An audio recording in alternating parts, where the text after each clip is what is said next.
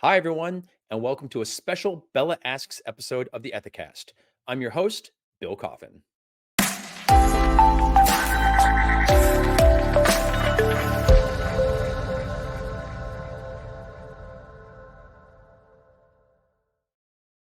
As longtime members of the Business Ethics Leadership Alliance, or BELA, know, we offer a special concierge service whereby BELA members who have any questions at all about ethics and compliance can send them to us, and then our internal experts will provide an answer and/or direct them to a helpful resource for more information. Some of these concierge requests are rather specific to a particular company's needs, but many of them represent broad challenges facing BELA members. That's why we are using this show to thematically respond to high level questions from the BELA community. Joining us to give those responses is BELA Chair Erica Salmon Byrne. Erica, welcome. It's great to see you again. Bill, thank you so much. I'm delighted to be back. All right, so our next question comes from the category of leadership. And the question is, what should your first 100 days as a new chief compliance officer look like? Yeah, this is a great question, Bill. And we actually have a resource on the BELA Member Hub for people who are new to the role. So it's literally called New to the Role. And it's a resource for brand new chief compliance officers. There are a couple things that I would point out from that particular resource that I would certainly do if I was in the shoes of somebody who was new to the compliance role.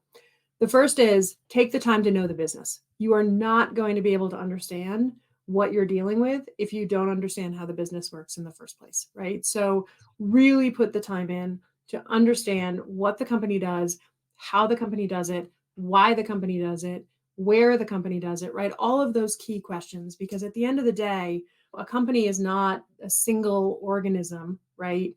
That moves in a single direction and makes decisions in a single way. A company is a conglomeration of people, and the compliance team's role is mitigating people-created risk. So if you don't understand where the people are, if you don't understand where the risk is, you're not going to be able to be effective, no matter how long you're in seat. So spend the time to understand how the business works and what they do. Spend time with the most recent risk assessment. And if your company hasn't done a compliance risk assessment in a while, get on that, because that is going to be the thing that is going to help you think about, where am I going to put my time? Where am I going to put my resources? Where am I going to put my team? And then start to build relationships, right? Start to, Bill, you and I have over the years have had a lot of conversations about the importance of those cross-functional control relationships, the ways in which you can work with your internal audit peers, your HR peers, your legal peers, your IT peers, your finance peers. Start building those relationships from day one. Oh, and don't forget comms, right? Your communications peers are also going to be super important to you. So start to build those relationships, really invest the time to get to know those departments, what they're focused on, why they're focused on those things. All of that relationship building will serve you very, very well in the long term. So those would be my big three things. Understand how the business works and where it is and what it's doing and why. Spend time with your most recent risk assessment data set. If you haven't done one recently, get that spun up really quick and spend time in your control function relationships. Do you mind if I ask you a follow-up question? Please. Does this wisdom or does this advice change at all if you are ascending to the chief compliance officer position from within? You've been in the company, perhaps your entire career, been with them for a very long period of time. You may already have a heightened sensitivity or understanding of how the business operates. You may already have a lot of relationships that may have gotten you the role in the first place. Yep. Does that 100 days change a little bit if you are from within the company as opposed to coming in from the outside? There are ways in which it will and ways in which it won't, Bill. So I'm going to start with the ways in which it won't. So if I am a longstanding deputy chief compliance officer, right? I've been in seat as the deputy for 10 years, and the chief compliance officer retires and I finally get my shot, right? Before you step into those shoes and just start running, which can be super tempting, right? You understand the business, you understand the team, you had done the work, you know what you would do differently if you had been the boss all along, right? Like, it's your chance to remake the program in your own vision.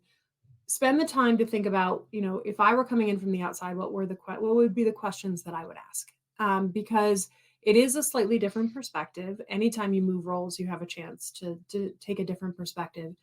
And just because you understood historically what the business had been doing doesn't necessarily mean that you understand what the business is going to be doing. So is there a 5-year strategic plan that you can take a look at, right? What are the plans that the company might have around M&A? Are there particular markets that the company is thinking about going into or thinking about leaving? That's all information that's super important for you to know as you craft your plans. And it may or may not be something that you had access to in your prior role. So make sure you really take the time to ask those questions as opposed to just jumping straight into action mode. The ways in which it is easier in some ways, right, to step forward is exactly that familiarity with the control function relationship piece, right?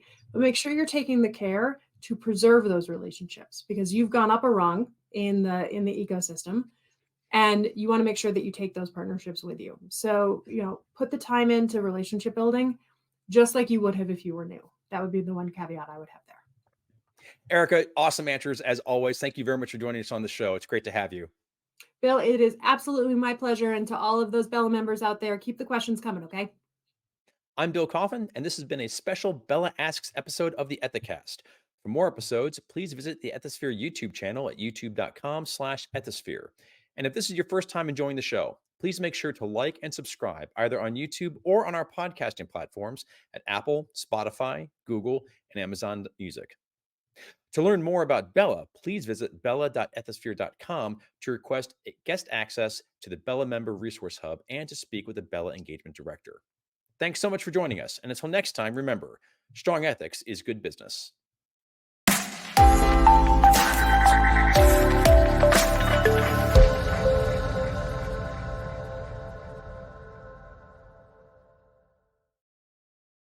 Ethics doesn't just happen. You need to put in the time. So make sure to register for the 15th Annual Global Ethics Summit, a live and virtual event in Atlanta, Georgia from April 22nd through the 24th. Save $200 by using the code ETHICAST at registration. To learn more, visit attendges.com.